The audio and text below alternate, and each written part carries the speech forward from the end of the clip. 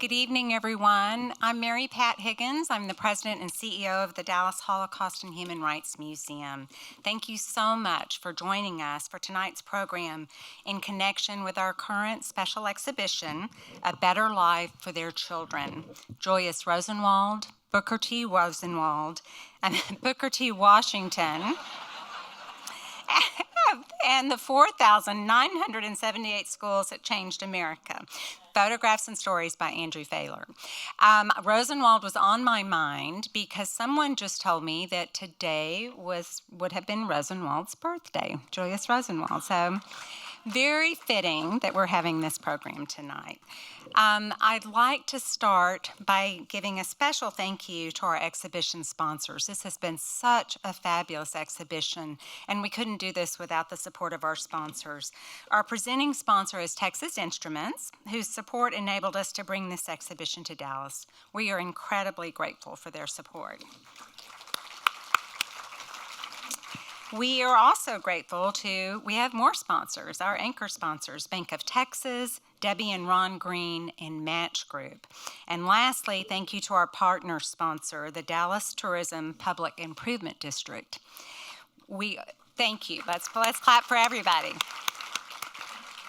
I'd also like to thank our incredible exhibition community partners who've helped us get the word out about this wonderful exhibition. It's a long list, so bear with me.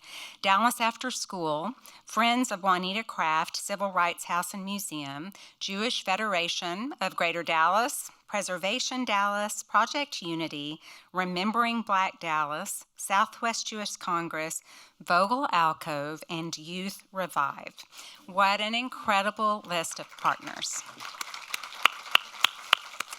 We are very grateful for your support and your work with the museum. We are all stronger together. I'd also like to extend a special welcome to our board members who are here, our museum members, generations, and volunteers. It's a special group of people that form this community, and if you're not engaged, we'd love to get you engaged. So please go to our website, dhhrm.org, and become a member and figure out how you can get tapped in and get engaged. We'd appreciate it. So we're honored to host A Better Life for Their Children just through this Sunday, August 17th. It's really always sad to see wonderful exhibitions close. If you haven't seen this exhibition yet, it details one of the most transformative initiatives in American history, in which Jewish businessmen Julius Rosenwald and Black educator Booker T. Washington built thousands of schools for Black children across segregated South and Southwest. If you've not yet seen the exhibition this evening, I encourage you to stay afterwards. We'll be open until 9 p.m. or come back between now and the day we close on the 17th. So you don't have much time, but you definitely need to see it. Tonight's program, When Visionaries Unite, will examine the historic partnership between Julius Rosenwald and Booker T. Washington through the eyes of two individuals who have taken up the mantle of their forebears. And speaking of forebears, I have one other introduction I'd like to make. In the audience, we also have Alice McCoy, the great-great-great-granddaughter of famed abolitionist John Brown. Alice, would you stand and let us welcome you?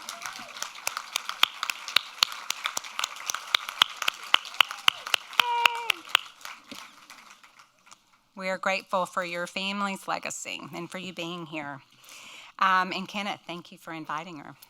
Our first panelist is Stephanie Deutsch, the author of You Need a Schoolhouse, Booker T. Washington, Julius Rosenwald, and the Building of Schools for the Segregated South. She serves on the board of the campaign to create the Julius Rosenwald and Rosenwald Schools National Historical Park. Deutsch is married to retired television director David Deutsch, a great-grandson of Julius Rosenwald, and she holds a master's degree in Soviet Union area studies from Harvard, and she attended the opening of our exhibition, so it's good to see you again.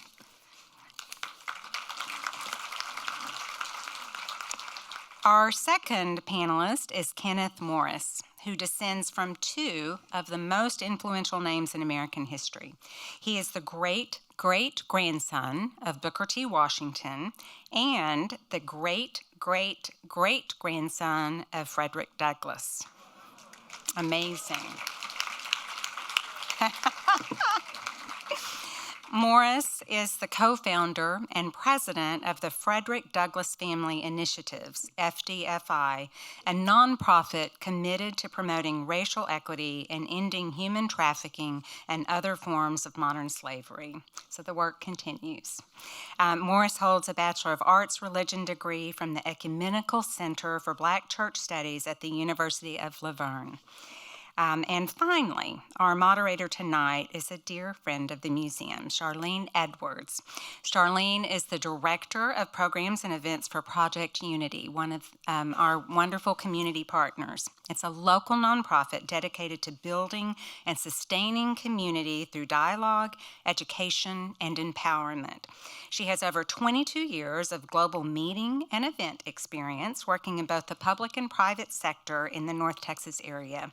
And Charlene is a graduate of Southern Methodist University in engineering. I didn't know that. Yeah.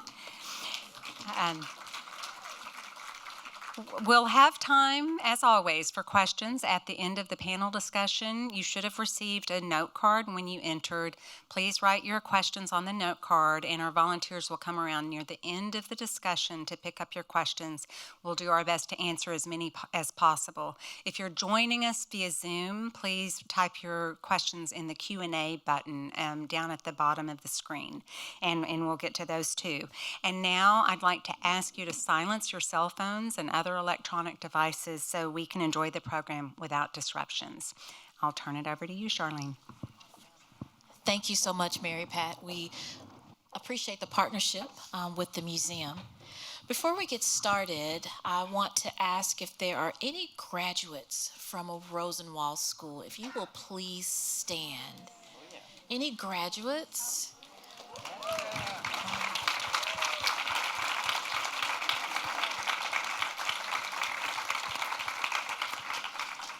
Thank you so much for being here. It's my pleasure to navigate this conversation tonight with two distinguished members of our broader community, so thank you so much.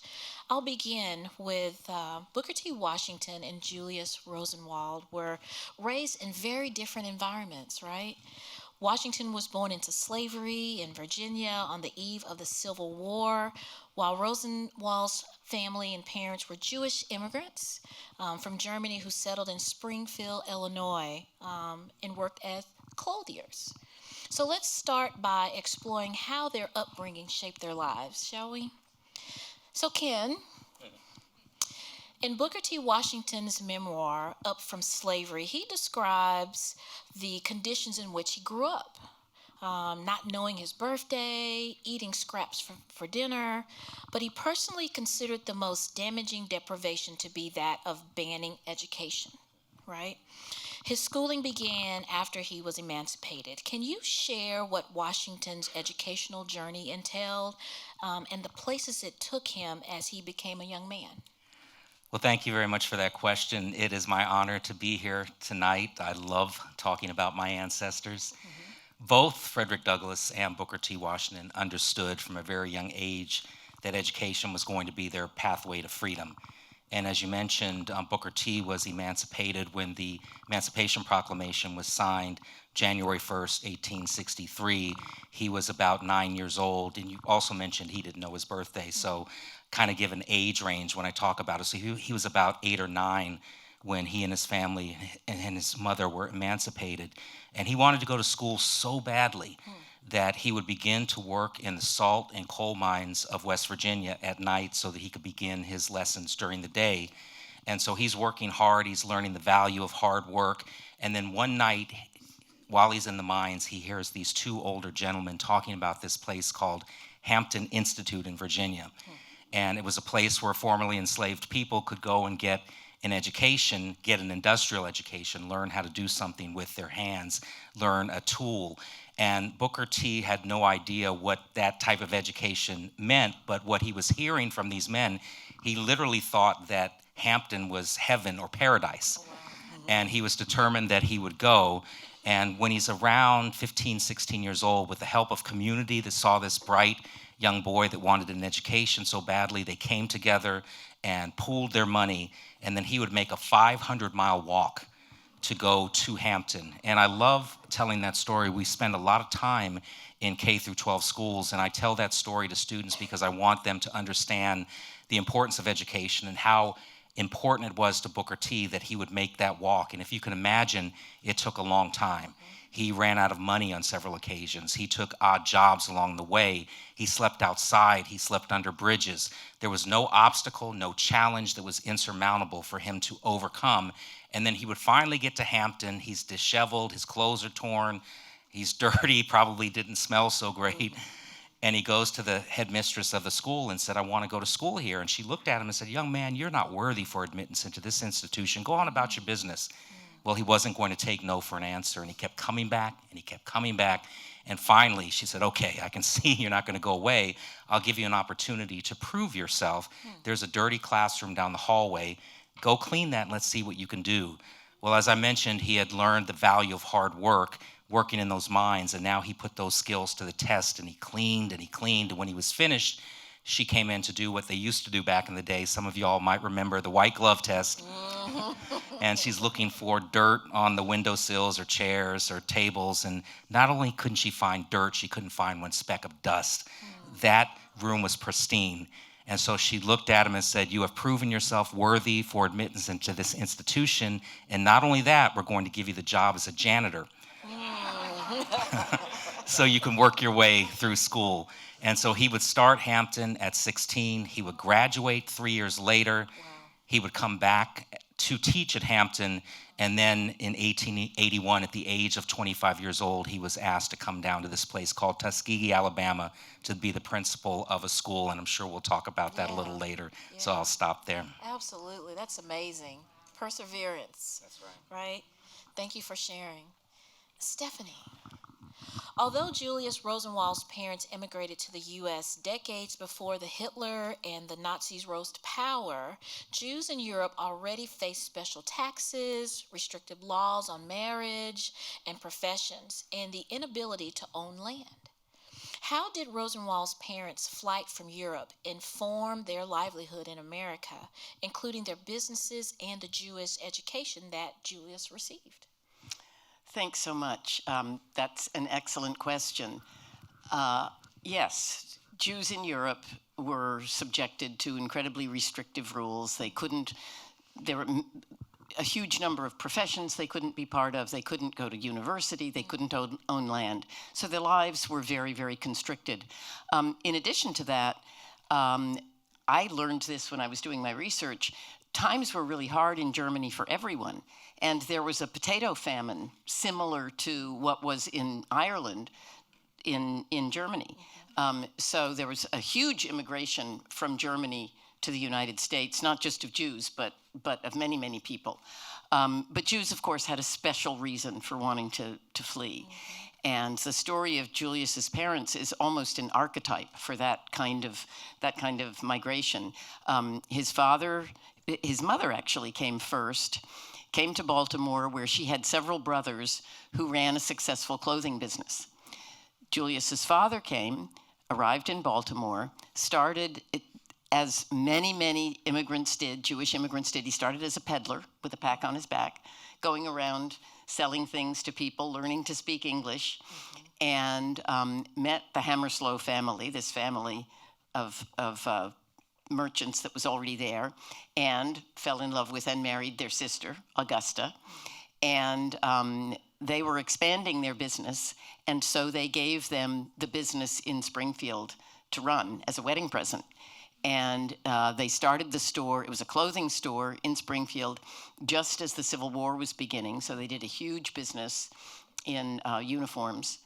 And so Julius grew up in Springfield, Illinois, in a house that is right across the street from Abraham Lincoln's home. And his uncle, Julius, for whom he was named, actually knew Lincoln and was part of the delegation that went to Washington to accompany Lincoln's body back to Springfield after he was assassinated. So that was the environment he grew up in.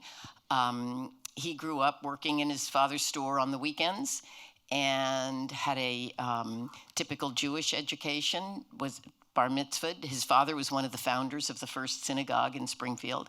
There was only a handful of Jewish families, but they had a synagogue. He had a bar mitzvah. He learned the principles of Judaism and the very important value they placed on tzedakah, giving to others, giving. If you have more than you need, it's your responsibility to give to others. Julius never graduated from high school. When he was 16, he went to New York. His parents sent him to New York to live with those uncles who were now successfully running a wholesale business. And so he learned every aspect of the clothing business, from manufacturing to wholesale to retail. After a few years there, he and his brother decided that they would open their own business, and they didn't want to do it in New York because they'd be in competition with their uncles, so they decided to move back to the Midwest, but to go to Chicago, which was emerging as kind of the place to be. Absolutely. Thank you for sharing. I'm still stuck on the wedding gift. What a present. Well, it was one that came with some responsibility. With some responsibility, that's right. Okay, all right. Let's now discuss these two men's rise to prominence as young leaders at the turn of the 20th century, okay? So Kenneth, Washington's leadership of the Tuskegee Institute in Tuskegee, Alabama for 30 years made him a household name. Washington was well known for his sermons at Tuskegee, which students and faculty gathered to hear. What kinds of teachings did he promote and why? So, yes, the chapel at Tuskegee was a center of the community, the educational community, and the teachings, and was very important. But so going back to what I was just talking about, being at Hampton and then getting word that there was a group of people down in Tuskegee that had some money and they wanted to start a school that was similar to the model of the industrial education at Hampton, and word got back to that group that Booker T was their man, and he accepted the job, and he rushed down to Tuskegee excited to get started, and he's looking around for an old schoolhouse or a church somewhere where he could begin his lessons in a formal setting. And at first glance, it was just nothing but farmland as far as the eye could see. But he did find a church where they started their lessons. And my cousin Margaret, who has since passed away, but she was the oldest living granddaughter of Booker T. Washington, and she would tell me stories about her education there. And education at Tuskegee started many times with just the basics, teaching them hygiene, how to tie their shoes. Because if you're thinking about 400 years of oppression and enslavement in this country, and now 4 million plus people are emancipated with no plan, there was no counseling, there was no post-traumatic stress disorder designation. Many of them spent just the first couple of years trying to reconnect with family that they had been separated from, and they didn't own property. Most didn't know how to read and write. And so Booker T understood that you had to start with the basics, and that was hygiene. But what he also understood was that you couldn't start reaching for the higher aims in life until you could meet your basic needs in life. That was his philosophy. And he also understood that coming out of the 400 years of oppression and enslavement, there were two questions.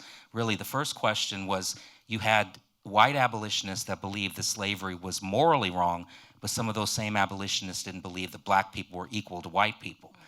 And so Booker T understood that you weren't going to be able to just change people's racist ideology overnight. So he showed freed black people how they could change themselves, how they could overcome obstacles, develop strength of character, and rise by their own efforts to honorable positions of respect, but most importantly, self-esteem. And so Washington was a leader who brought stability in a time of transition from enslavement to freedom, and it may be said he is the person that bridged the gap between the signing of the Emancipation Proclamation and the Civil Rights Movement. And so some of the education would be, he taught students how to make bricks. Now, why do you think he taught them how to make bricks? To build. So they could build their own school. And if you were to Google right now, well, don't do it now because you were told you can't touch your phones. But when you leave, Google students at Tuskegee building their school, and you will see them in the hot sun out there building their school brick by brick.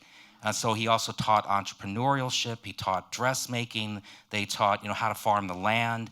And again, it was an industrial education so that these students could have a stake in the nation's growing economy.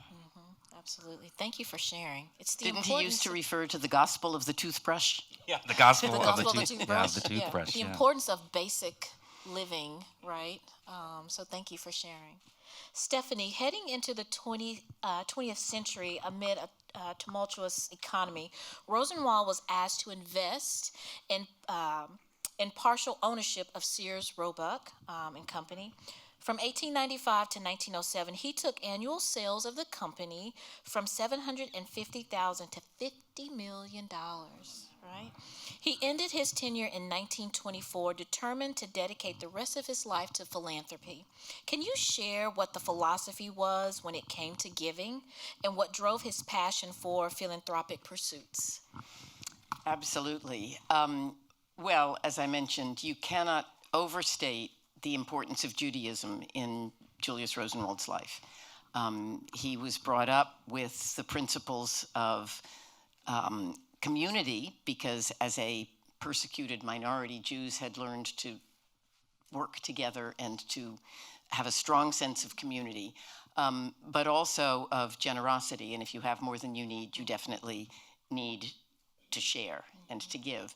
And you also need to give in a way that empowers the person who receives. You're not giving charity. The Christian concept, caritas, is from the heart. Tzedakah is based on a sense of justice. And if I have more than I need, it is absolutely my responsibility to use it in a way that will empower you. And so Julius grew up very much with that and was already making donations to his temple in Chicago even before he became wealthy.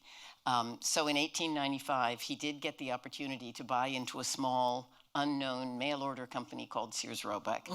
And I mean, those of us who are a certain age, of course, remember Sears, many of us very fondly, the catalog that we pored over. And Julius foresaw that this was a business with a future. This was just when there were rural areas where they didn't have stores, but there was starting to be rural free delivery, there were train lines, and people would order things. And it was also at the time when manufacturing is exploding, there's all kinds of new products. And Julius really understood, yeah, this is a concept with a future. So he bought into Sears Roebuck. And yes, by the time he'd been there 10 years, he was wealthy beyond his wildest dreams. And one of his first thoughts, as he became a wealthy man, he did some of the things that any of us might do. He took a trip to Europe. He bought a big house, because by that time he had a large family, had 5 children. But he also started to think seriously about philanthropy. And what should he do with this fortune? And a couple of things attracted his attention to helping African Americans. And one was that in 1908, there was a huge race riot in Springfield, Illinois, his hometown. Julius wasn't there anymore. He was living in Chicago. But this was on the front page of the Chicago paper for 3 days. And Julius, this is the time when American Jews are raising money to send to Europe, to victims of pogroms there. Pogroms, the state-sponsored terrorism that Jews were suffering from in many parts of Europe. And Julius really made the connection. And he said very explicitly in speeches, we look down on Russians because we think they mistreat their Jews. But what we're doing in this country to black people, to Negroes, as they were called, is a similar kind of thing. And it really triggered something in him. And so it made him very responsive when someone gave him a copy of Up From Slavery, and he read it. And so when the opportunity to meet Booker T. Washington presented itself, he was anxious to do that. He had already decided that this was an area where he was going to devote some attention. Absolutely. And that's a great segue into a question for you both. So the two men finally meet. So how did Rosenwald and Washington get connected? And what do we know of their early conversations concerning the poor state of education for Black children in the U.S.? And so either of you can. Well, I can say that they met. It was their connection to the YMCA that initially got them together. The YMCA, of course, was the Young Men's Christian Association. It had been founded in England, came to this country, and one of the things it offered was places to live, sort of boarding houses for people. This is a time when a lot of people are leaving the country and coming to the city, and the YMCA offered a safe, wholesome place for young men to live. And Julius gave some money for a YMCA for Sears that he hoped that would be accessible to people who worked at Sears. But he did not wish to give a YMCA, a big new YMCA. He said, I think I'll leave that for my Christian brothers. But if you decide to start a YMCA for Negroes, come back and see me. So, of course, the Y lost no time in coming back to see Rosenwald. And they said, would he give $25,000 to start a Black YMCA in Chicago?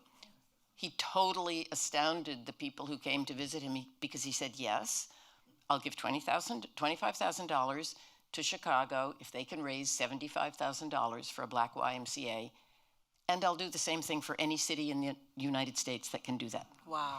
And eventually there were 25 Black YMCAs founded on this principle. Wow. So he had already sort of made known that this was an area that was of interest to him. And so Booker T. Washington was also connected to the YMCA. And he was invited to Chicago to speak at I think it was the 100th anniversary of the Y? I'm not sure about that. It was in 1911, I think. It was 1911, yeah. And so Rosenwald also was invited because he was involved with the Y. And Rosenwald decided to give a luncheon in honor of Booker T. Washington to introduce him to the powerful men of Chicago. There were no women there. And so they had this lunch at the Blackstone Hotel. Booker T. Washington was the first Black guest ever at the hotel. And it was so interesting to me when I started thinking about this. Gosh, what was this actually like? What was this actually like for them meeting? And one of the things that I really came to believe, and I think you've seen this too, Ken, is they were kind of similar. Their backgrounds were so different. Their lives had been so different, but they were similar kinds of men. I read a quote from Booker T. Washington recently that I hadn't remembered before where he said, I don't like thinking about things, I like doing things. Yeah. And that was the same way. Julius Rosenwald was pragmatic. The reason Sears did so well was that he was an excellent manager. He knew that if you ordered something, you wanted to receive the thing you ordered, and you wanted to receive it on time. And so that was the change he wrought at Sears. And he brought that same kind of management to his idea of philanthropy. And so I think he and Booker T. Washington sort of recognized a similarity they were similar kinds of people. I don't know if you want to add to that. Yeah, well, I think what I would add to that is that I love the fact that he read Booker T's biography, autobiography, Up From Slavery, which was published in 1901. So he already knew, the type of work that Booker T was doing, and also, where he came from, and that Booker T went to Chicago to speak at that YMCA. So it was perhaps destiny that they were to meet at the time that they did, and they formed a fast friendship with a shared purpose of helping people, helping with education. And Booker T. Washington, one of my favorite quotes of his is, if you want to lift up yourself, lift up someone else. And he certainly also talked about the importance of doing hard work and not necessarily just talking about what you want to do, but actually doing it. Yeah. And he was pragmatic as well. And he was a great manager at Tuskegee. So they had a lot of commonality and shared interest. And as we have seen now, looking back through this prism of history, that it was a very important partnership that came together that did a lot of good. And they built a lot of schools together. So I absolutely love that story that he had read the autobiography, and then they had an opportunity to actually meet. And then shortly thereafter, Rosenwald becomes a trustee at Tuskegee, And then, so that would have been 1912, and then 1913 is when they start to partner on those first 6 schools in Alabama. I'll just add to that a wonderful anecdote, which is that I was able to interview one of Julius Rosenwald's youngest child, William, as I was doing my research for my book. And William was by then in his 90s. He was an elderly gentleman, but extremely gracious and very happy to talk to me. And he told me that he remembered when Booker T. Washington came to their home as a house guest. Wow. And I said, gosh, well, what was that like? And he said, well, I didn't really think anything, I didn't really know much about Booker T. Washington, but I did wonder why he and my father spent such a long time in my father's office with the door closed. And I like to speculate. I mean, I think we know one of the things they were talking about was Julius Rosenwald had this interest in helping, but there was a lot of things he didn't know. And he didn't know that there were no schoolhouses for black children in the South. And so I think some of those conversations behind closed doors, that was what he was learning. Absolutely. And I think with those conversations too, Booker T would have been telling him about not only the state and lack of education, but Booker T needed students to have some sort of education when they were coming into Tuskegee. Right. So it made sense to be able to start kind of like these feeder schools in the South, and that's the genesis of the whole project and coming together. Yeah, good. That's a great segue into the thought of, what was the initial plan for the schools when they had the conversations? Like, what was the rollout or plans that you're aware of when they started talking about the schools? Well, I believe it was 6 schools initially, and they were in Alabama, and for Booker T to be able to have an opportunity for students to come into Tuskegee better prepared for an education instead of having, as I talked about a moment ago, starting at the basics. They could actually start, at a higher level of education. So it was not just industrial education that they were teaching at Tuskegee, but also academics as well. So that it just made a lot of sense in order to be able to have these schools so that these students can be prepared to come in. Well, it was also, I think, one of the things that really impressed Julius Rosenwald was Booker T. Washington explained to him, people in these communities are already raising money to build schools. This is what they want more than anything, as Andrew's photo show is entitled, A Better Life for Their Children. This is what they wanted more than anything. Mm-hmm. And, in the immediate years after emancipation, black communities had built their own churches. And now what they wanted was schools. And Julius really loved the idea of he's not going to give a school. He's going to partner with communities to build schools. And so those first 6 schools, $300 came from Rosenwald and $300 came from the communities. And that doesn't sound like much to us, but for communities where people are sharecroppers, these are not wealthy people at all. But they were so anxious, they were so committed to having that they put together, they raised the money. And so from those first 6 schools,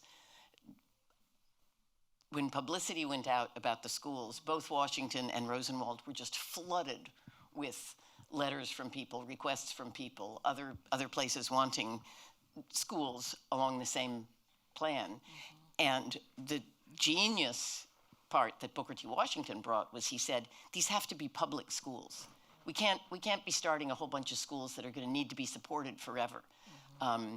And public education was mandatory throughout the South. The states were just dividing their money very unequally between black and white schools. And so very quickly they pulled the public school systems into the equation so that Washington, the communities are raising money, Rosenwald is giving money, and then the school systems are providing the largest share of the money. And it fit right in with Booker T's philosophy too, because building Tuskegee, the students built that school brick by brick, so the communities were invested in Tuskegee because they had helped build it, and so now you're going to take that same philosophy with these 6 schools and make sure that the community is invested by not only helping to raise the additional funds that would be needed, but also building the schools. Actually, there's a story I love, which is that, so Julius was very practical, and he thought maybe the schools should be built. Remember, Sears sold kit houses. You could buy a house from Sears. And Julius thought, well, maybe they could have kit schools. And so Booker T. Washington explained to him, well, no, part of the program is that people in these communities are donating the land, and they're donating lumber, and they're donating. They don't have anything to donate, but they can donate a week's work or whatever, and so that no, the schools did not come from Sears kit houses. They were built in the communities by people, and that's one reason the affection for them was so strong. Now, did they have desks in the catalog and all of the other things that would need to go into the school? Because he was a businessman also. Yeah, yeah. I think the desk and I think the paint came from the catalog. Great stories. Thank you both for sharing into that. Ken, in Washington's later years, he clashed with other Black leaders, especially W.B. Du Bois, who championed a more radical fight for equal rights. Because of this, Washington drew some criticism for his moderate and measured approach to rising up from slavery. What do we know about how Washington handled heated meetings and public criticism for his methods? Well, that's a good question, and I'm not sure that I would categorize or describe it as clashing, but they certainly had debates, different philosophies on the advancement of their people. And the way that I always describe this to students who ask the same question is that they came from different worlds. W.E.B. Du Bois and Booker T. Washington came from different worlds. Booker T. Washington was born into slavery, and he came from the fields with a till under his arms.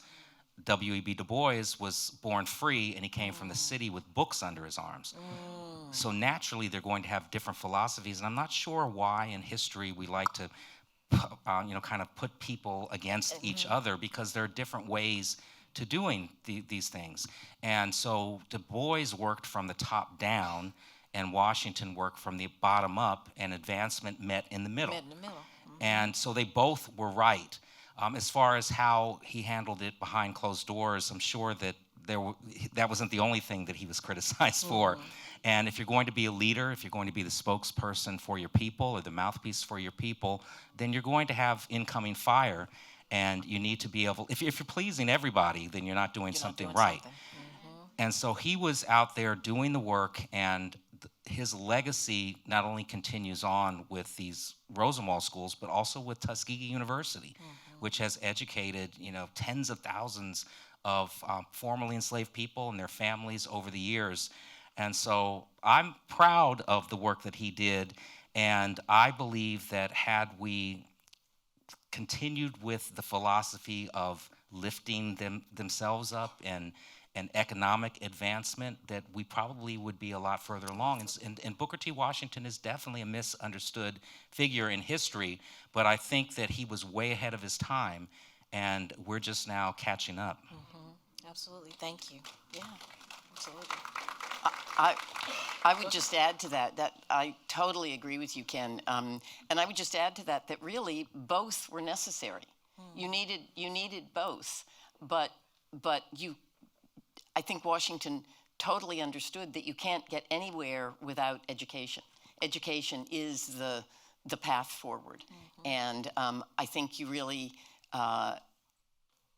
if you look at how history unfolded, the generation that created the civil rights movement, many of those people had gone to Rosenwald schools and benefited from education, and you couldn't have had that. You wouldn't have had that generation of people willing to do that if they hadn't had the benefit of education. That's right. Yeah, and it's steps too. So, and I'm paraphrasing, but Booker T, said, what is at this point and where we are in the country, what good is it to be able to agitate to get into an opera house if you don't have a dime to spend when you're in there?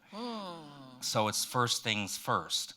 And he was a power broker. He was a political genius. And he was on the inside, and there were a lot of people on the outside looking in, hoping that they could be a part of that. So I would also posit that there was some jealousy involved as well, too. But Booker T was the man. He was who you needed to go to.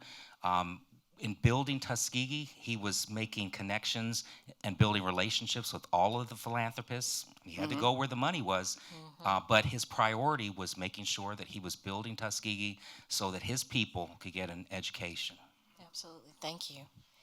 Stephanie, your marriage to David, a great grandson of Rosenwald, sparked your interest in Rosenwald's career and partnership with Washington. It led you down many research rabbit holes, right? And eventually culminated in your book, You Need a Schoolhouse. Can you share the parts of Rosenwald's story that connect most with you and what impact his legacy has on your husband and other members of your family? Gosh, that's an interesting question. When I met my husband, he told me that there was a connection to Sears in his family. They were well-to-do, wealthy, and that it came from Sears. And that was pretty much what I knew.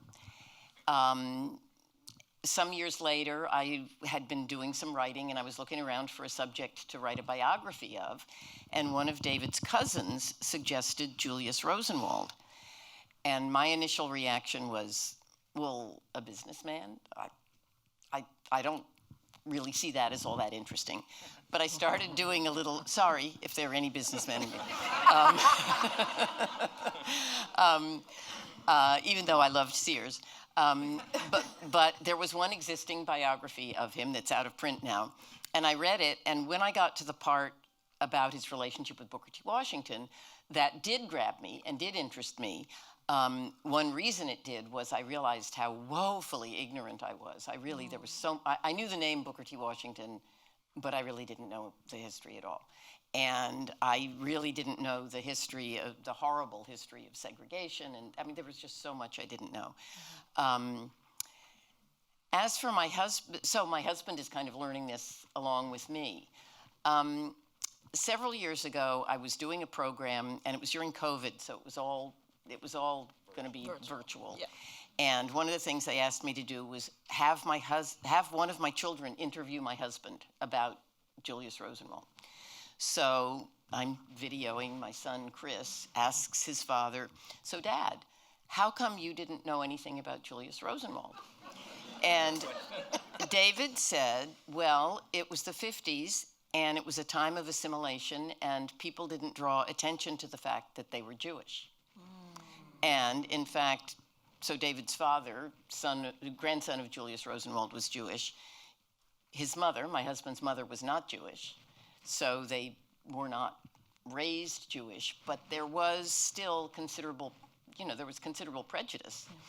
And my mother-in-law told me that when she was looking to buy their first house in Greenwich, Connecticut, the real estate agent said to her, "This is a lovely neighborhood, there are no Jews here." So they kind of kept it quiet. But we've now embraced the heritage, and I have a grandson named Julius. So. Oh wow! Wow. Yeah, he was born the year the book came out. So. Nice. Thank you both for sharing those stories.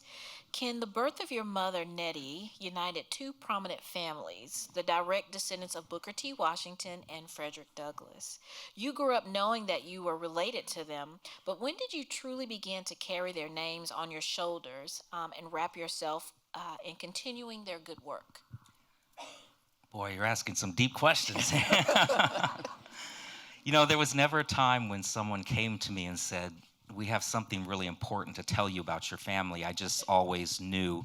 I spent all of my summers at Frederick Douglass's summer beach house on the shores of the Chesapeake Bay in a place called Highland Beach, Maryland, which was founded by my great-great-grandfather, Charles Douglass, who was Frederick and Anna Murray Douglass's youngest son. And there were images of my ancestors in every room.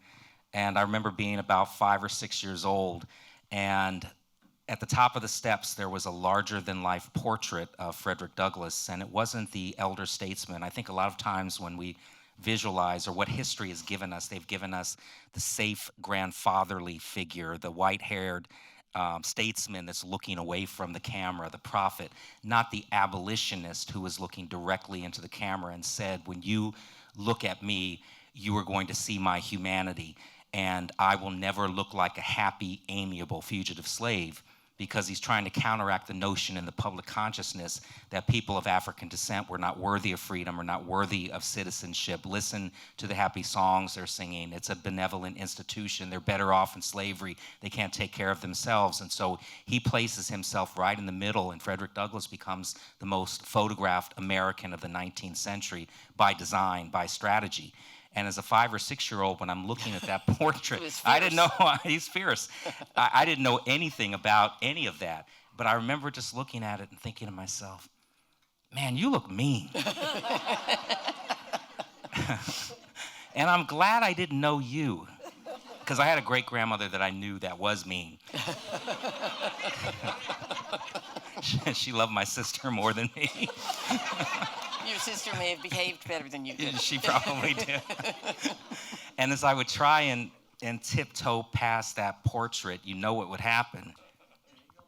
Right, his eyes would follow me. And by the time I got down to the end of the hallway, I could feel that steely glare burning like fire on the back of my neck. And I always imagined in my little boy imagination this booming baritone voice, which he was said to have had, bellowing down on my tiny person. And he would say, "You will do great things, young man." And I remember thinking, I don't want any part of that. And I had seen what the pressure had done to those that came before me. There's tragedy in our family. And my parents and my grandparents and my great-grandmothers wanted to put this hedge of protection around me and my younger brother, my younger sister. And so we were really kind of decisively disengaged from our lineage for a lot of reasons. And then the other thing is that when I would tell people of my relationship when I was younger, nobody ever believed me. Tell the story about the walking stick. Yeah, okay. Do we have time? I'll tell it quickly. So again, I was in first grade, and the teacher said, not knowing my relationship, but to the class, go home and bring back a family photograph or something that's important about your family and talk about your family tree. And I'm thinking, oh my gosh, I do not want to do this. So I go home and I ask my mom, well, what should I bring? And she says, hold on. So she runs in and comes back out of her room under the bed, which I probably shouldn't have said that because I think this is being recorded, because she keeps her artifacts under the bed. So she comes out and she hands me this cane, and I can see that it's a cane, and I ask her, well, what's the significance of the cane? And she said, well, that's Abraham Lincoln's cane. And I said, you want me to take this to school and tell everybody that this is Abraham Lincoln's cane when they don't even believe me that I'm related? She said, oh, you'll be all right, go on. So I walked to school, 10 miles uphill both ways with the cane.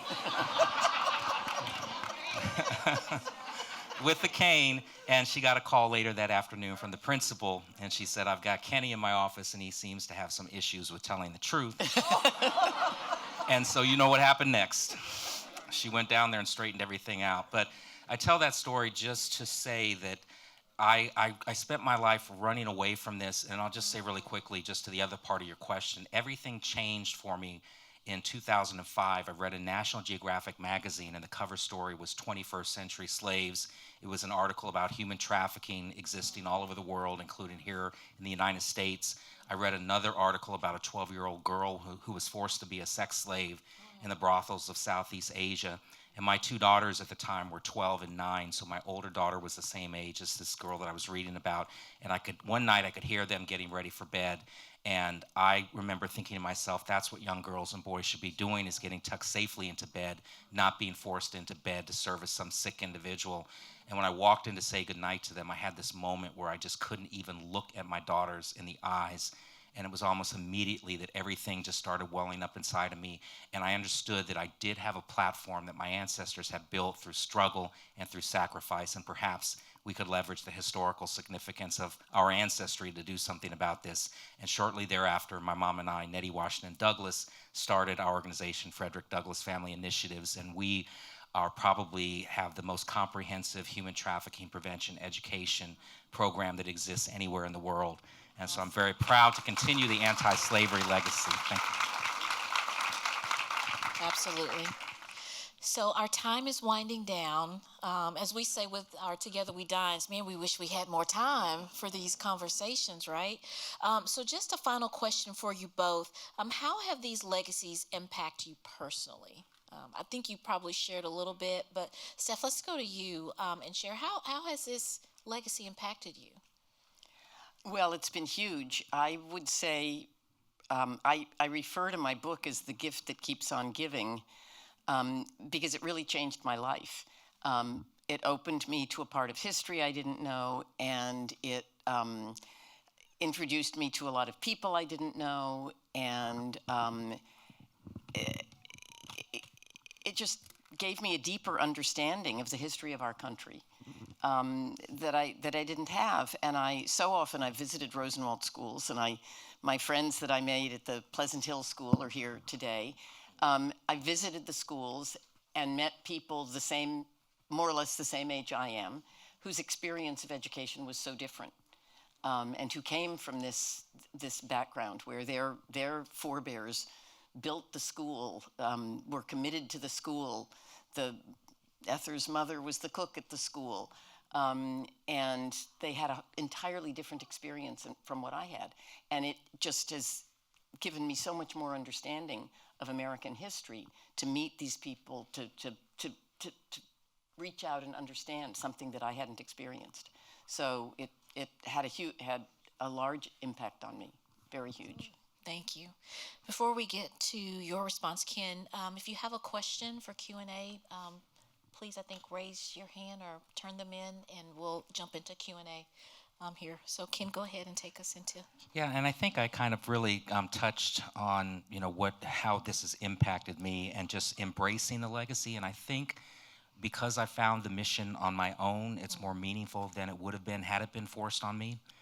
Like it had been forced on my grandfather, who was Frederick Douglass's great-grandson. His name was Frederick Douglass III, and he was the namesake of one of this country's greatest heroes. And my grandfather was a brilliant man. He was a surgeon. He had been commissioned down to Tuskegee by the Veterans Administration during World War II, which is how he met my grandmother, who was the granddaughter of Booker T. Washington. They fell in love at first sight and wound up getting married just 3 months later. Yeah, it's a happy love story, but as a father of 2 daughters, I've told my girls, don't ever marry somebody after knowing them only 3 months. But that's what happened.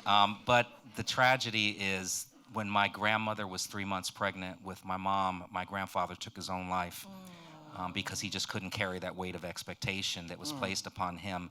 There's only one Frederick Douglass, and he could not live up to that. And so that was another reason that it took a while for me to embrace this legacy. But now I walk in my own shoes, and I feel very proud to do that. Awesome. Thank you. Let's give them a round of applause.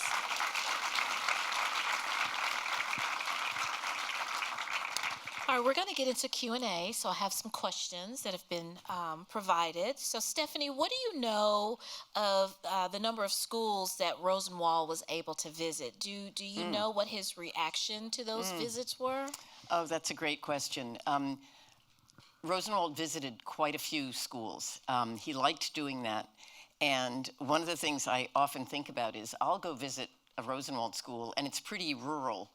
And I think, well, gosh, 100 years ago, it was very rural, and transportation was much less easy, but he liked visiting schools. And I just reread this morning an account of, at one school he visited, I think it was the Schoolhouse school, so one of the very first schools. And the pathway up to the school was lined with parents and community members. And then he got to the school, and they had a little ceremony, and a child came and gave him a little scraggly bunch of flowers, and he actually teared up and started crying. Oh, wow. And Rosenwald wasn't an emotional that wasn't at all typical for him. But he found it very moving, and he found the fact that the whole community turned out incredibly moving, and it kind of proved the value of what he was doing. That it wasn't just for the children; it was for the whole community. It's for the community. Yeah. So he visited a lot of schools. He went to North Carolina when the 4,000th school was built. He was there. for that, and he said to Robert Moton, the guy who became president of Tuskegee after Booker T. Washington, he said, "My work with the schools is the most meaningful thing I've done in my life." Well, thank you. Can you share more about the potential museum you are trying to build about Frederick Douglass? Yes, so our organization is based in Rochester, New York, which is where Frederick and Anna Murray, his wife, and my great-great-great-grandmother are buried, and their 2 daughters. And the Douglass family spent 25 years in Rochester. It's where he published the North Star newspaper, which was the leading abolitionist voice, and it's their adopted hometown. Anna Murray Douglass was a conductor on the Underground Railroad.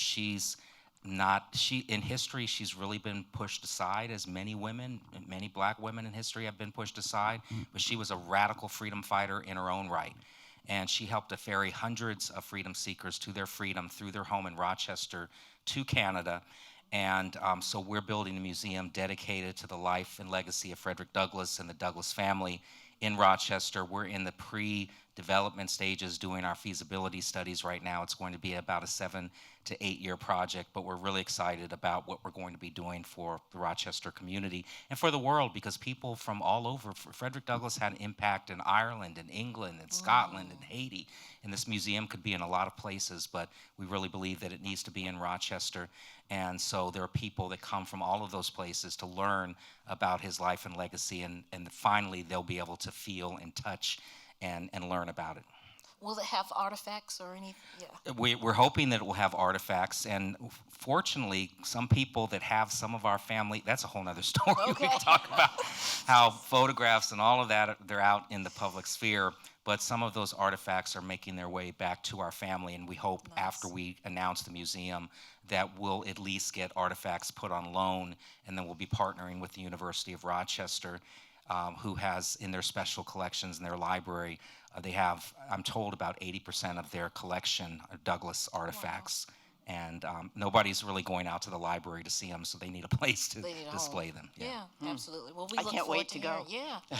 Keep us all posted. Well, I'm learning a lot from this museum. This is a beautiful museum, and this size is perfect as far as I've been asking a lot of questions. I'm looking at museums through a different lens now when I go. But I think this place is beautiful, and I'm just so honored to have been invited to participate, and thank you all for coming. Yeah, absolutely. Yeah. So I think we have time maybe for one more question, and I'll give this to both of you. Douglass, Washington, and Rosenwald fought for equal access to education in a deeply unequal society. Drawing from their legacies, what do you think are the biggest educational inequities present in the U.S. today? That's the last question. And what steps should we be taking now to address them? So either of you can go. Thanks, Ken. Well, I think the thing that I come away from my study of Rosenwald schools with is the incredible power of the community. Mm-hmm. And those Rosenwald schools did what they did with, very limited resources, but the people who went to the Rosenwald schools universally had a very positive experience because the environment was supportive, demanding, very demanding, but supportive and very community focused. I think we've lost that. We've lost that. Our schools are not as community oriented. People go to different schools. It's not as community focused, and there isn't as much of a sense of a shared culture, a shared civic culture. I was visiting a school in Virginia that had been just boarded up when it stopped being a school, and there was a box in the corner, and I reached in the box, and I pulled out a book. It was a civics textbook from 1920, and the first line on the first page was, "The purpose of the public school is to create good citizens." And I thought, that's something that I think is true and is important, and that possibly we've lost a little bit. We seem to be focused on everyone becoming the individual that they want to be, which is important for sure, but we also need to celebrate the sense of the collective. We can only be powerful, and we have to be united, and we have to be share some values. And I think we've somehow moved away from that. Yeah, agree. Yeah, Ken. Well, I think the partnership between Rosenwald and Washington is a great model for how we could move forward in communities, because we have to address the structural inequities that still exist. And when there are policies that fund school through taxes, through property taxes, you're going to have those inequities, and those policies need to be changed. There's an attack on public schools right now, currently in our country, and as we've been hearing with this story, the importance of public schools and education. So we have to recognize that these inequities still exist in communities, and if there's not equal access to resources, we've got a digital divide. The schools are not, some of them are crumbling, and it's just not an equal playing field when students are going into schools, and we have to change that, and we need to have more investment into public schools. Absolutely. Hear, hear. Yeah, absolutely. Let's give them a round of applause. So we're at a conclusion for our listening session tonight, and I want to thank you both for being here. The museum closes at 9 o'clock tonight, so if you haven't had an opportunity to see the exhibit, I saw it Monday, and I was telling Caroline and Mary Pat that I was in there alone, and it was transformative to just be able to absorb the pictures and the story. So if you haven't had a chance to see it, please go and see it. If you've seen it once, see it twice, because it's just that important to us and where we're going as a community. So thank you both for being here. Thank you, audience, for being here as well. Thank you for being online. So this concludes tonight, and be sure to see the exhibit before the 17th. Thank you so much. Thank you very much. Thank you.